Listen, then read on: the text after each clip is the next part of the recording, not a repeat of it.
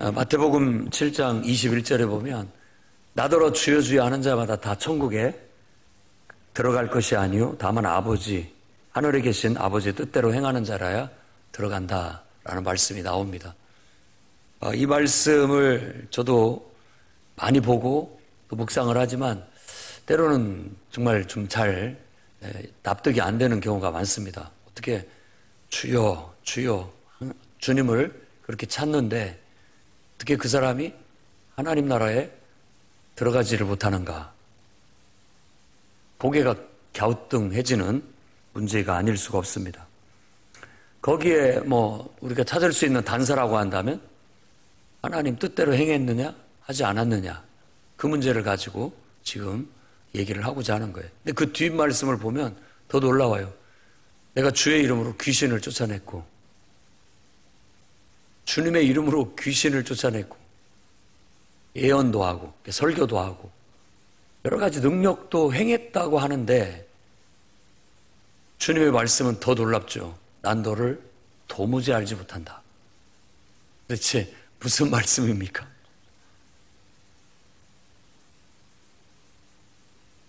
주여 주여라고 부르고 있고 주님을 섬겼고 귀신도 예수 이름으로 우리가 굴복시켰고 또 능력도 나타났고 또 주의 이름으로 말씀도 가르치고 설교도 하는데 일단은 내가 너를 모르겠다라고 말했다는 거. 그러니까 그의 행한 것이 다 하나님과 무관했던지 아니면 그 모든 일을 행한 후에 그 영광을 자기가 가로챘던지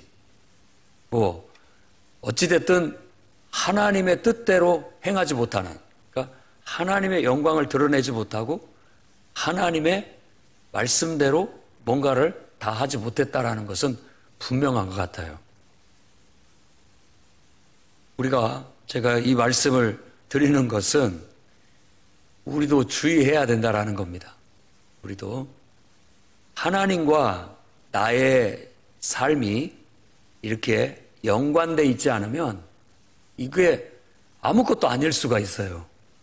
나는 뭔가를 하는 것 같이 보이지만 그것이 하나님과 무관해가지고 그게 하나님께로부터 온 것이냐 또 하나님을 위해서 한 것이냐 끝까지 하나님께 영광을 돌렸느냐 이게 정확하지 않으면 나중에 하나님께서 그거 나하고 아무 상관없이 네가 알아서 다 했지 않느냐 나하고는 아무 상관이 없지 않았느냐 네가 하고 싶어서 했고 하기 싫으니까 안 했고 또 어떤 의미에서는 하나님께로부터 정말 감동을 받아서 하나님의 말씀으로 받아서 그것이 하나님의 일이고 하나님의 뜻이라고 해서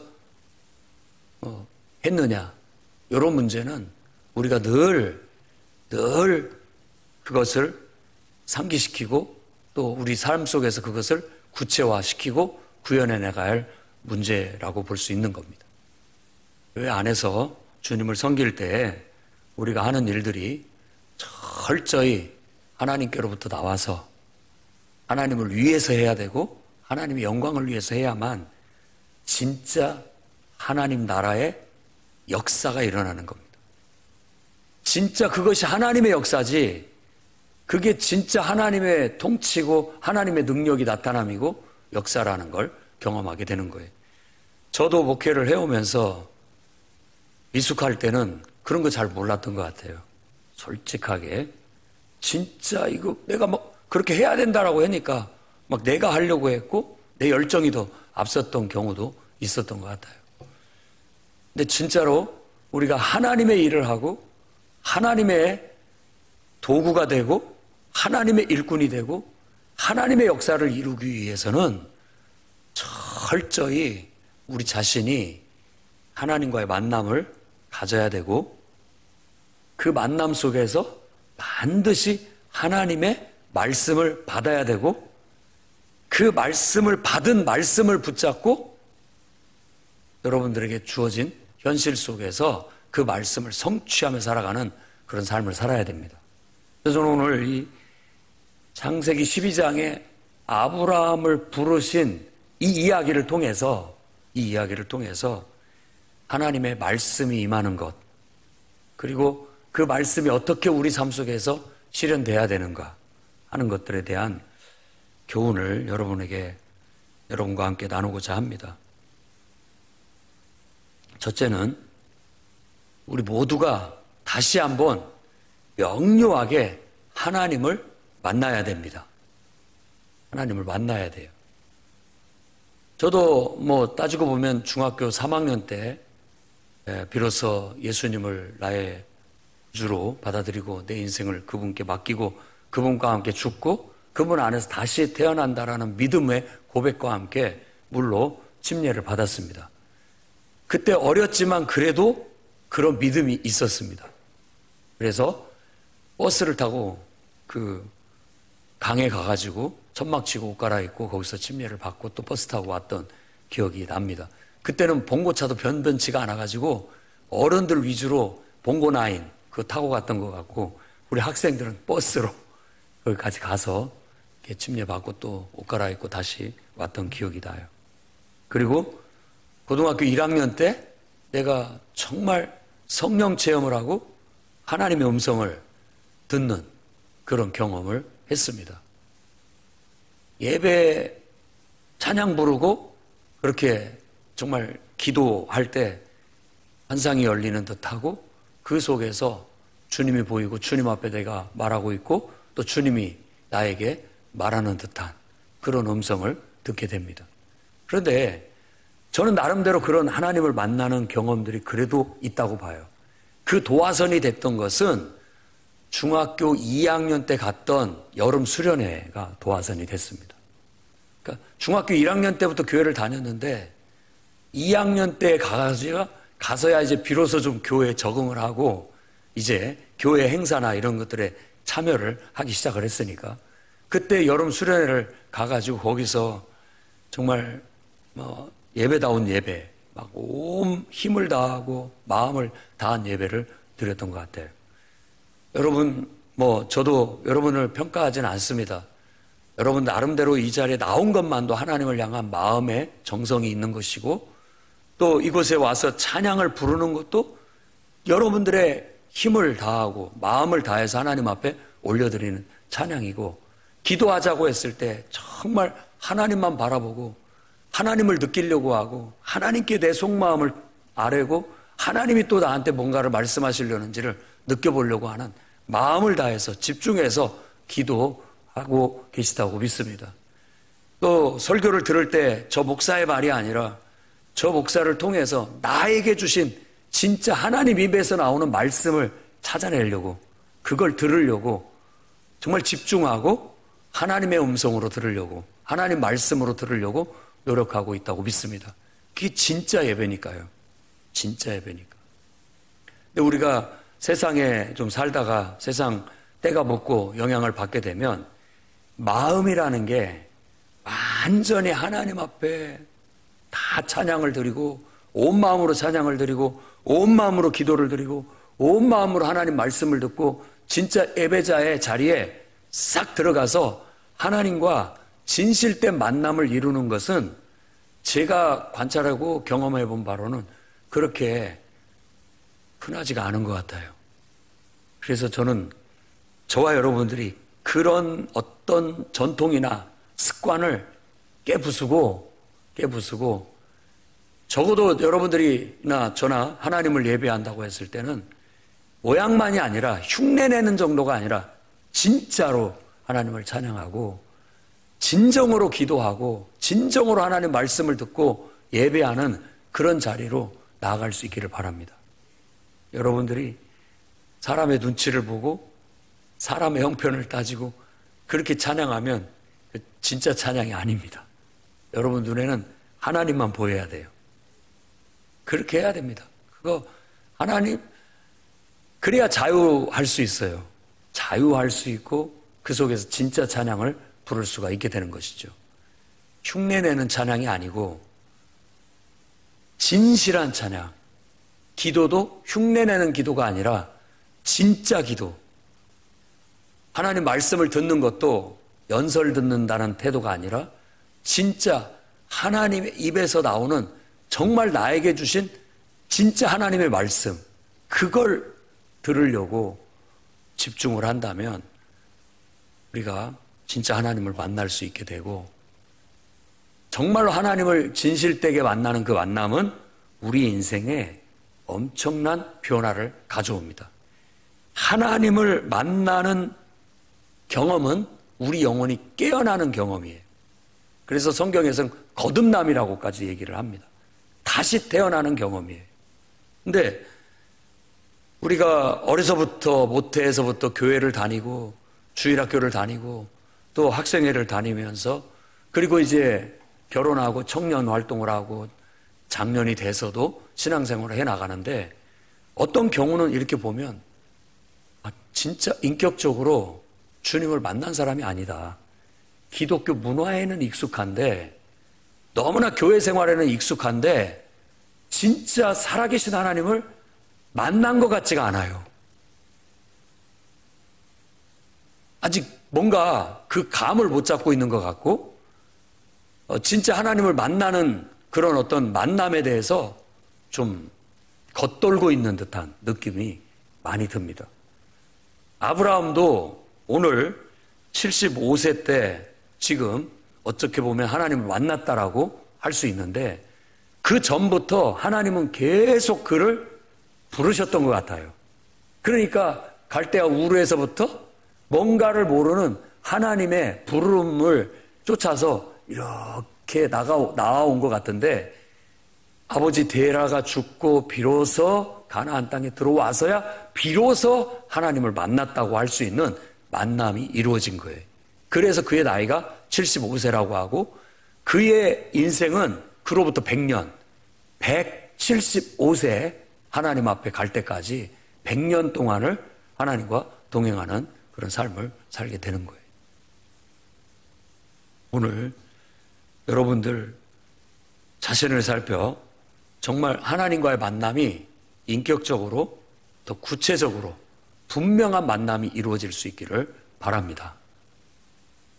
우리의 만남은 우리 영혼이 깨어남이에요. 근데 이 아브람도 분명히 하나님을 만나게 하는데 하나님께서 그의 삶에 여러 가지로 역사하신 것 같아요. 대부분의 사람들을 관찰했을 때 사람들은 홀로 된 외로움 속에서 하나님을 발견하곤 합니다. 홀로 된 외로움이라는 것은 자기가 보이는 거거든요.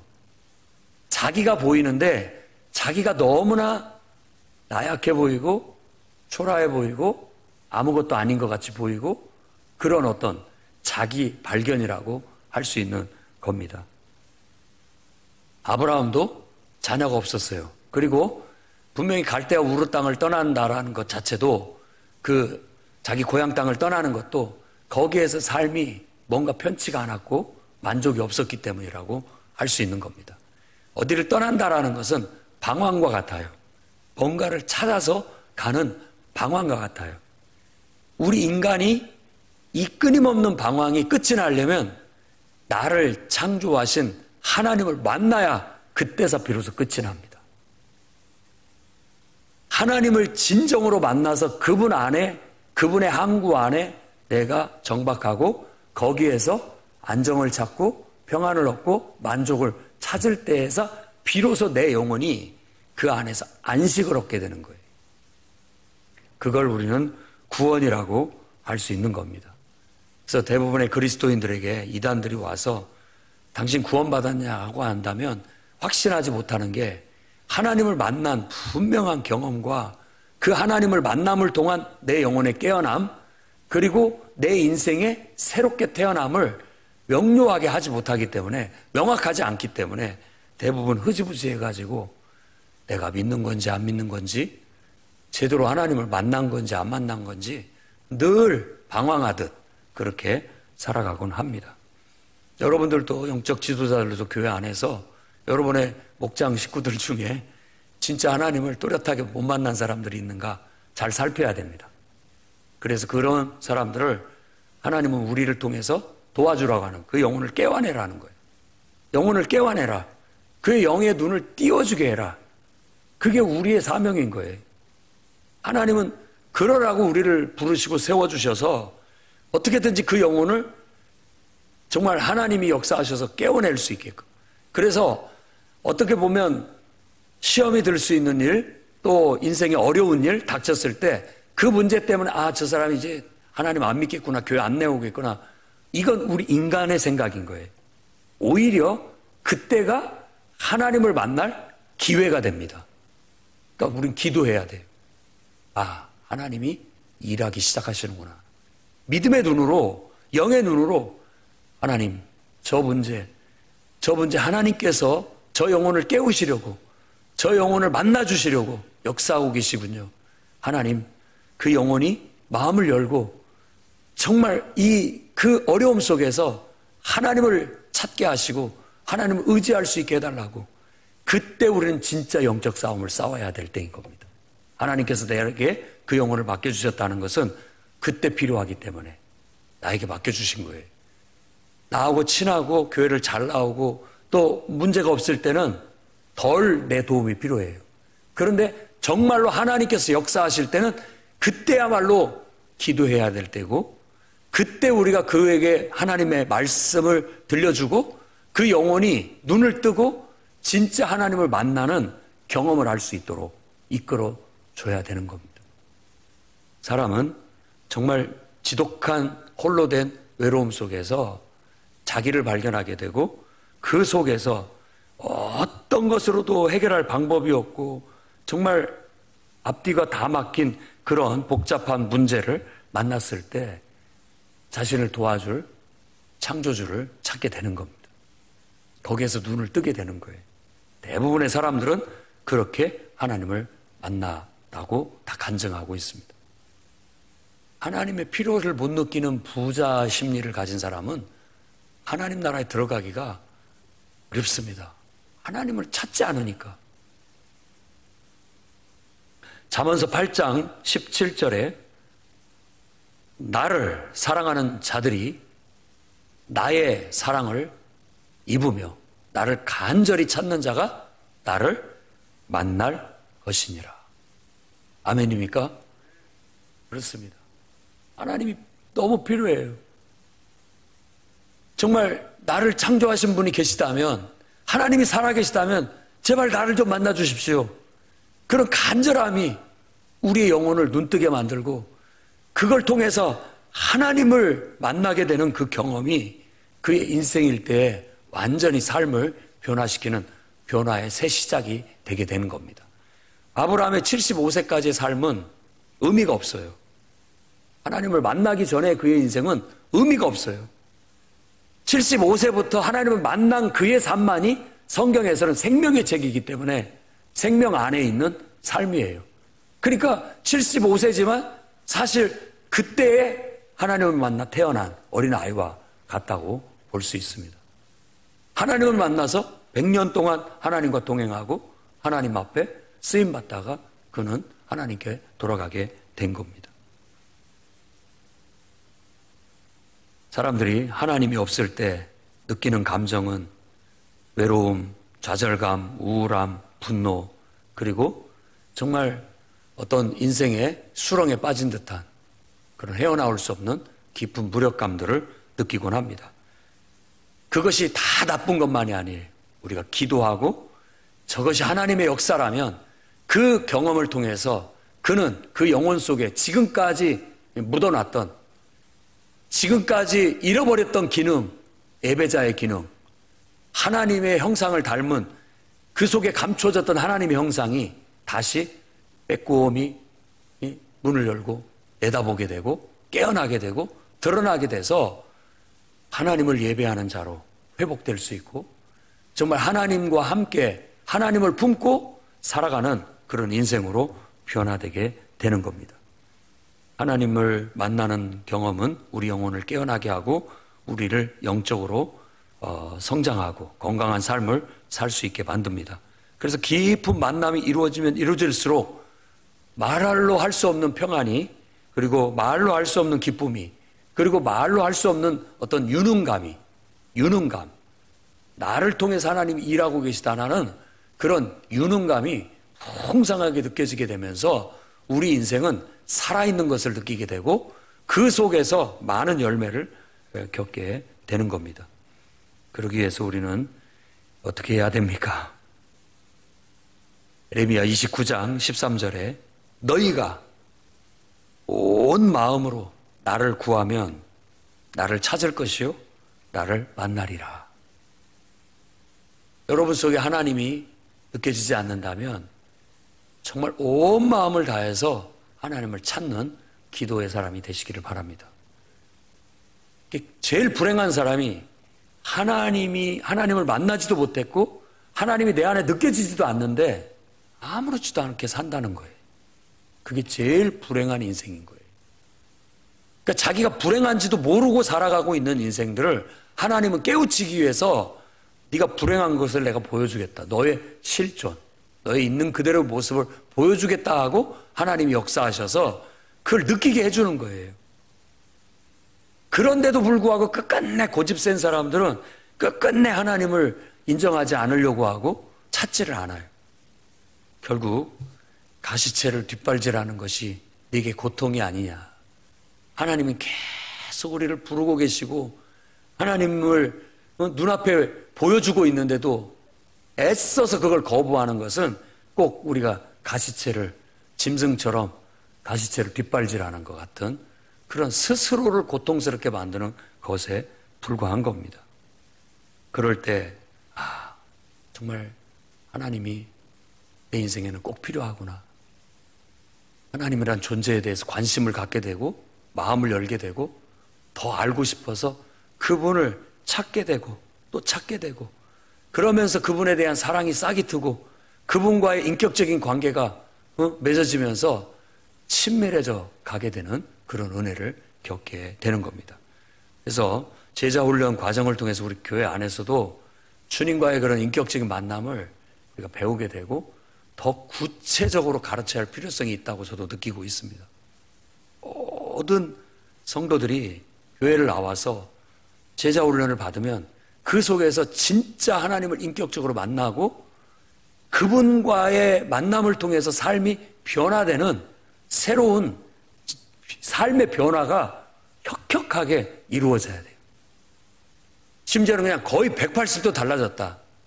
사도 바울이 완전히 달라진 것처럼 우리의 인생도 하나님을 만나서 완전히 달라졌다라고 할 만큼 달라질 수 있어야 됩니다. 우리의 만남은 갑작스럽게도 이루어지기도 하고 점진적으로 이루어지기도 합니다. 어떻게 보면 하늘을 보고 또 자연 만물을 보면서도 창조주 하나님을 느끼게 깨닫고 느끼게 되는, 그래서 그렇게 그분을 만나고 그 어떤 느껴지는 그분과 대화가, 오종의 대화가 이루어지고 이럽니다. 인격적인 만남이라고 말하는 것을 우리가 오해하는 경우가 많은데 하나님은 사람이 아니에요.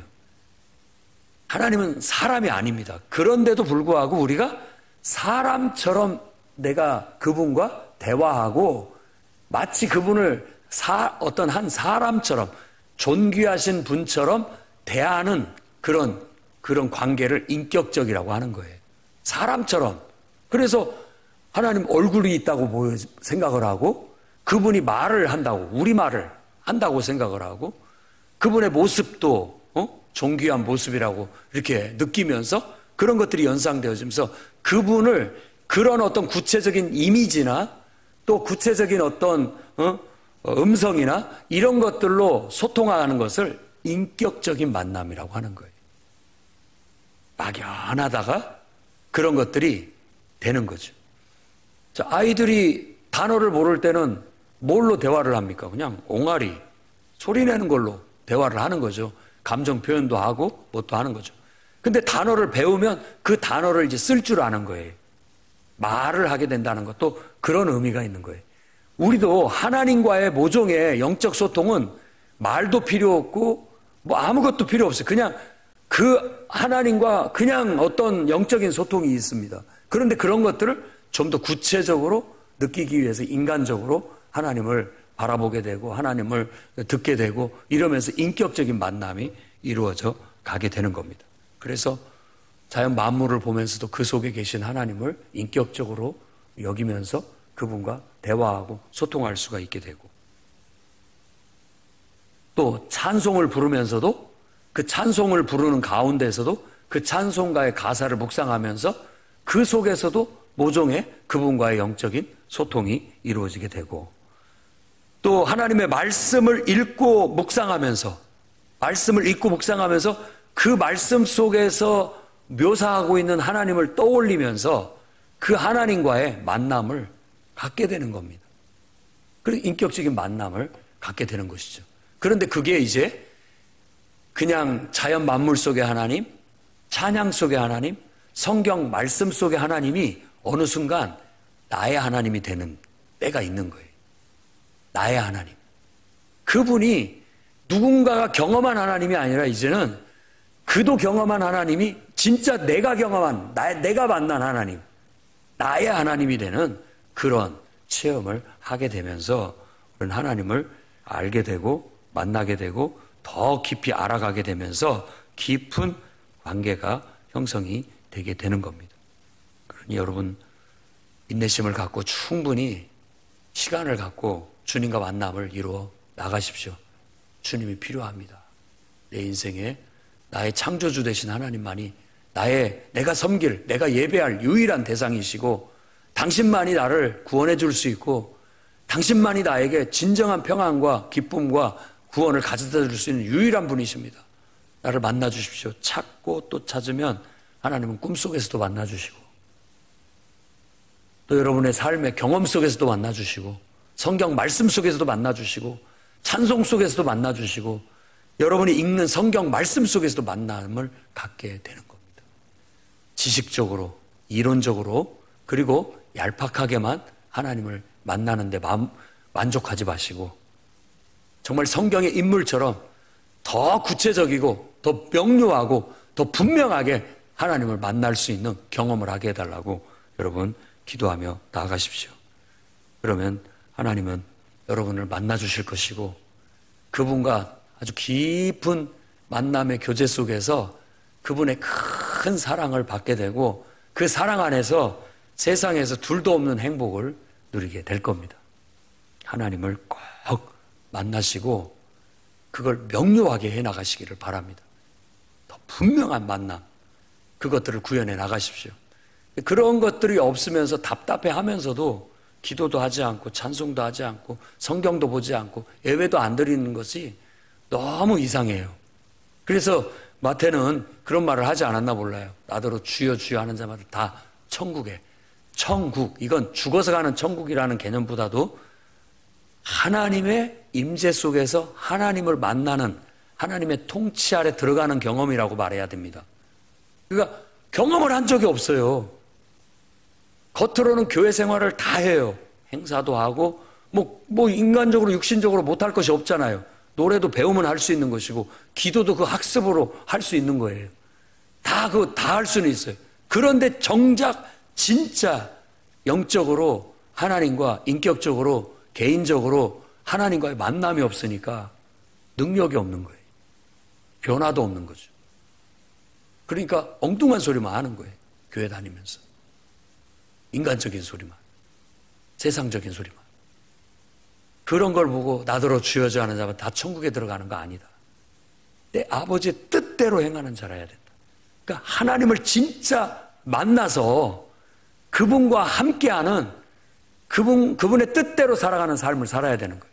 그래서 하나님을 만나고 두 번째로는 이제 그분의 말씀을 받아야 됩니다. 최근 이제 우리가 새벽 예배 하면서 복음서 쭉 하면서 강력하게 하나님께서 저에게도 조명해 주시고 계시로 주시는 게 뭐냐면, 이게 신앙생활이라는 게 하나님의 말씀을 받아야 된다라는 거예요. 하나님 말씀이, 내가 하나님의 임재 안에 들어갔어. 그래서 그 임재 안에 들어가서 하나님의 음성을 들어야 된다라는 거예요. 하나님의 말씀이 주어져야 내가 그 말씀을 가지고 살아가게 되는 겁니다. 하나님의 말씀이 영의 양식이라고 하는데, 진짜 영의 양식이 되는 내게 주신 말씀, 기록된 말씀이 음식 재료가 돼서, 이게 음식 재료라고 해서 내가 다 먹는 건 아니잖아요. 기도하는데 성령의 감화 감동을 통해서 내게 주시는 말씀이 있어요. 기록된 말씀 속에서. 내게 들려오는 말씀이 있다니까요. 반드시 내게 주어진 말씀이 있어야 되는 거예요. 겨자씨 하나를 만한 거라 할지라도 그거 받아야 됩니다. 그것이 지금 들리지 않고 그런 말씀이 내게 하루라도 주어지지 않는다면 우리는 누누이 말씀드리지만 금식하고 기도해야 됩니다. 애통해야 되는 거예요. 애통하는 자는 복이 있나니 위로를 받을 거예요. 구하고 찾고 두드리는 자에게 하나님의 응답이 와요. 그건 하나님 말씀이 주어진다는 거예요. 여러분, 오늘도 기도하면서 하나님이 말씀이 주신 것이 있어서 감동이 있어가지고 그렇게 해야 되겠다 하는 것이 있다면 여러분들은 지금 영적으로 살아있는 거예요. 살아있는 거예요. 근데 나는 아침에 눈 떠서 지금까지 바쁘게 살다 보니까 전혀 하나님의 감동의 말씀이 내게 주어지지도 않았고 뭘 해봐야 되겠다는 마음도 솟아나지도 않았고 심지어는 그런 마음이 들었는데도 불구하고 바쁘다 보니까 무시해버리고 살아왔을 수도 있다라는 거예요. 근데 이 시간에 분명하게 여러분들도 하나님 앞에 구하십시오. 응답은 하나님 말씀이 주어지는 겁니다. 기도 응답도 주여 내 병을 고쳐주십시오, 고쳐주십시오, 고쳐주십시오 막 간절히 때를 쓰면 하나님께서 애다 알았다 이게 아니라 그 기도 속에서 하나님이 내게 말씀을 주시는 걸 들으면 응답이 되는 거예요. 그게 응답이에요. 그게 응답인 거예요. 그러니까 우리가 예배를 드리고 기도를 한다면 진짜 하나님의 음성을 들으려고 하나님의 감동을 통해서 내 속에서 하나님이 주시는 말씀을 들어야 됩니다. 아브라함에게 임한 말씀은 너는 고향 친척 아버지 집을 떠나 내가 내게 보여줄 땅으로 가라. 그 마음속에 솟아오는 말씀이 그에게 하나님께서 주시는 말씀은 고향 친척 아버지 집을 떠나서 내가 인도하는 땅으로 가라. 어디로 가는지 몰라요. 하지만 인도하는 땅으로 가라 라고 말씀을 해주셨고 내가 거기서 너로 큰 민족을 이루고 내게 복을 주어 내 이름을 창대하게 하리니 너는 복이 된다. 너를 축복하는 자에게 내가 복을 주고 너를 저주하는 자에게 내가 저주하리니 땅의 모든 족속이 너로 말미암아 복을 얻을 것이다. 이게 하나님께서 아브라함에게 주신 말씀이에요. 그러니까 아브라함은 하나님을 만났고 하나님을 만났을 때 하나님께서 그에게 주신 이 말씀이 그에게 주어졌다는 거예요. 그걸 성경에서는 언약이다라고 그렇게 말하는데 하나님이 주신 꿈, 하나님이 주신 비전이라는 말입니다. 요엘서 2장 28절 그 후에 내가 내 영을 만민에게 부어 주리니 너희 자녀들이 장래일을 말할 것이며 너희 늙은이는 꿈을 꾸며 너희 젊은이는 이상을 볼 것이며 장래일을 말한다. 애성경에서는 한글판에서는 예언하며 청년들은 환상을 보고 늙은이는 꿈을 꿔요. 예언, 꿈, 환상 다 뭐냐? 하나님의 말씀을 받는 매개체예요.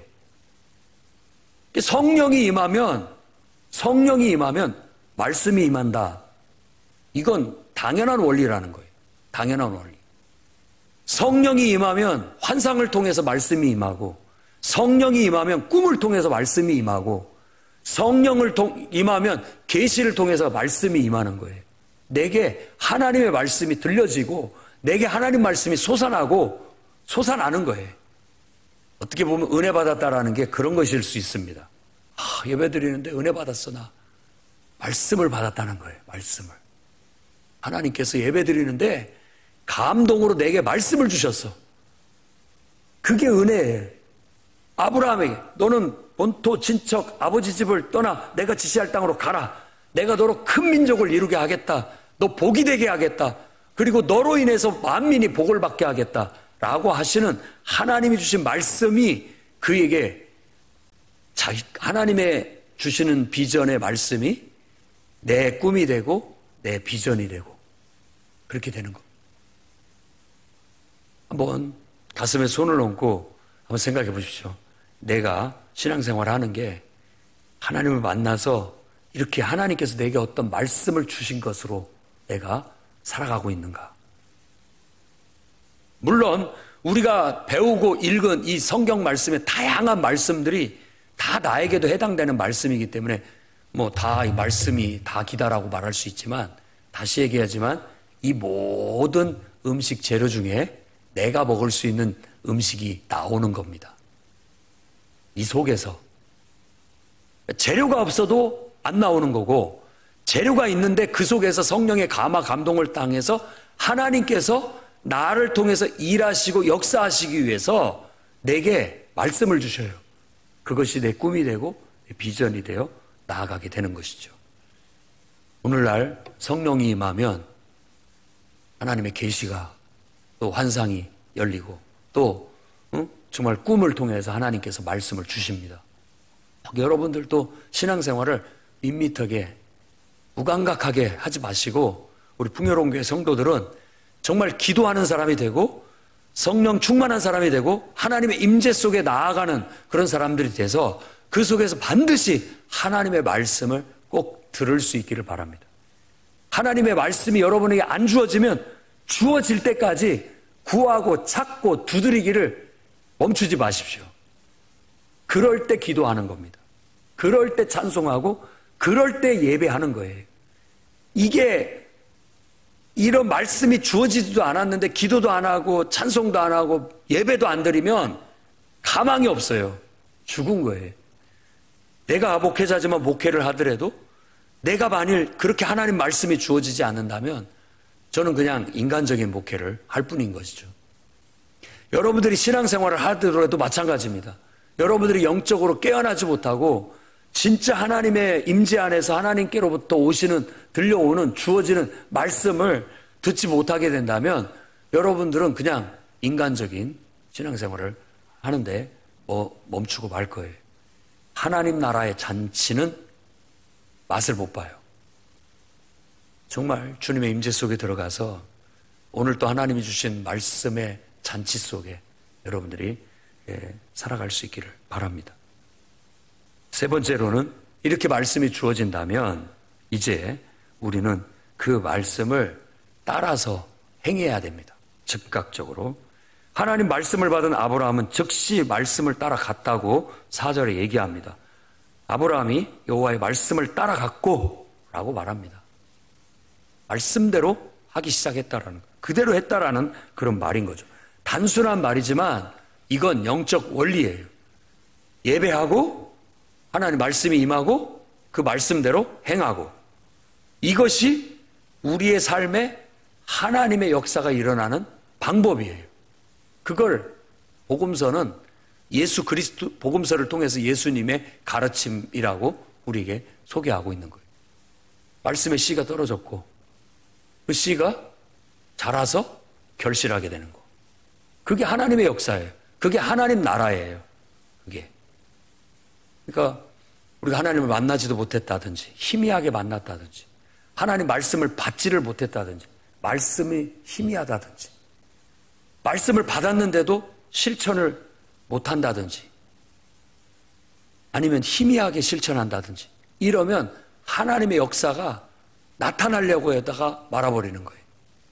기운이 막혀서 결실하지 못하는 거나 똑같은 거예요.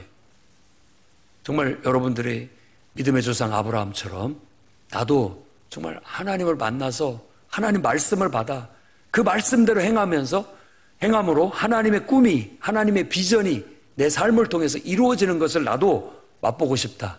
나도 그런 천국잔치를 경험하고 싶다라고 소망을 갖고 나아가시기를 바랍니다. 그럼 하나님께서 주실 겁니다. 분명히 주님은 구하는 자에게 주실 겁니다.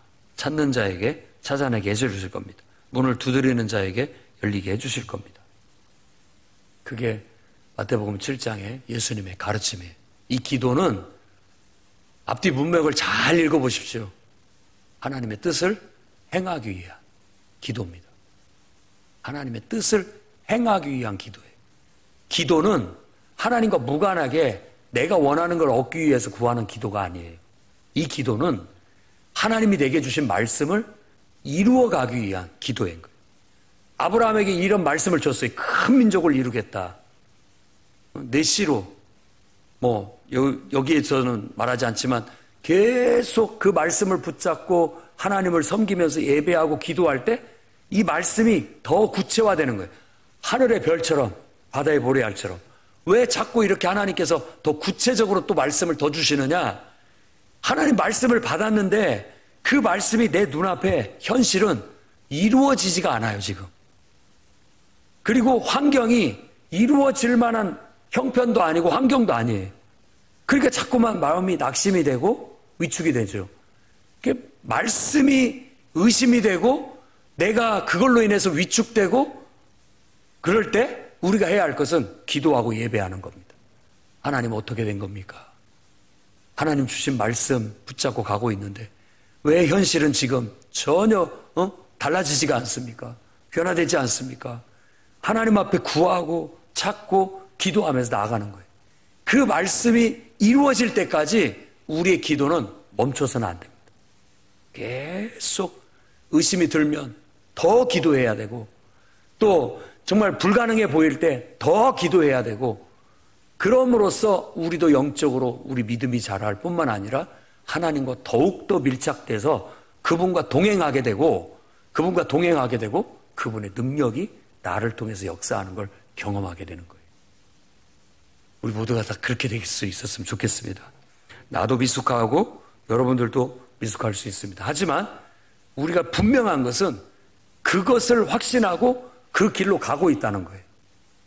그 길이 좁은 길이라 할지라도 다 사람들이 귀찮아하고 그 단계까지 자신을 헌신하지 못하고 하나님께 나가지 못하고 맡기지 못하고 다 그 물가에서 망설이고 있을 때 우리는 용기를 내서 그 은혜의 강가로 뛰어들어서 그 속에서 정말 내 자신을 그분 은혜에 맡기고 하나님 말씀에 내 자신을 던져서 그분 말씀이 내 삶이 되게 하고 아무리 불가능해 보이는 현실 속에서도 하나님 말씀만 보고 그것만 붙잡고 기도하면서 달려나가게 된다면 하나님은 우리를 통해서 놀라운 일을 일으키실 것이라는 것입니다.